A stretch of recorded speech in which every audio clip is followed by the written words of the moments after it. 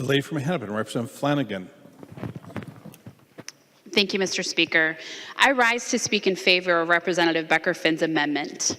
I have deep concerns regarding this anti-protester bill. In addition to the myriad of pressing issues that have been raised with regards to this bill's trampling of the First Amendment, I want to raise concern that this bill would also have on workers who are fighting for a better life for themselves and for their families at the Minneapolis-St. Paul International Airport.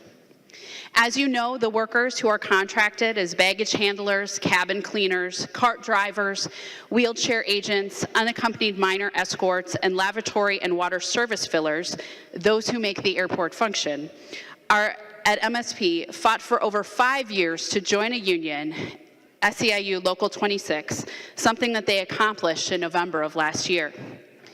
It was an uphill battle and one that highlighted the painful dichotomy in our state, where massive corporations reap eye-watering profits while our state has one of the worst racial disparities in the country.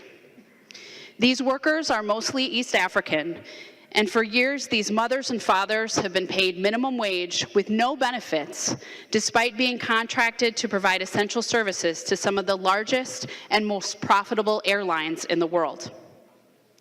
But in 2011, they came together and began to fight back. In the beginning, they were roundly ignored, but they never gave up. In the last 5 years, they've won real change in their industry, including a pay raise and 9 paid sick days so they don't have to choose between their paycheck and the health of their families. One of the most successful tools used to help move their fight forward was peaceful protests at the airport. And yes, they sometimes block traffic. Joined by community supporters, they marched, picketed, and rallied numerous times simply as a way to get their voices heard and to have their story come out of the shadows. On one occasion, community supporters even blocked the road at the airport and were arrested in peaceful civil disobedience to draw attention to the crisis. There were leaders from the East African community and disability rights advocates who spoke up in support of the workers who help allow their families be able to travel. Do you understand that by voting for this draconian bill, you are silencing the voices of Minnesotans, like these airport workers who are fighting for a better life for their families?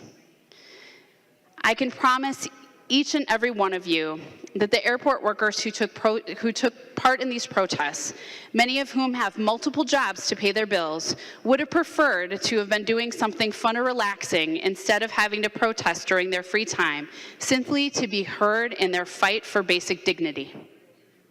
But like too many Minnesotans, especially low-wage worker and people of color and indigenous folks, they were not given that luxury. By disrupting the status quo, these workers got the attention of their bosses, the Airport Commission, the media, and politicians. They stepped outside of the lines because the system inside the lines is set up for corporations and CEOs to win every single time. So if you believe yourself to be a member who is committed to fighting for economic, racial, and social justice, there are already plenty of reasons for you to vote against this undemocratic bill. But if for some reason you continue to believe it's a good idea, I'd like you to think about what it means to silence the voices of Minnesotans fighting for a more equitable life for their families. Airport workers today have a union, and they are paving the way for a better life for themselves and for their families.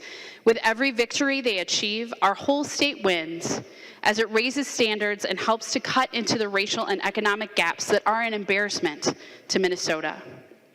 But they wouldn't have gotten to that point if they had not been able to protest in a peaceful way that drew attention to a cause that had been ignored for years.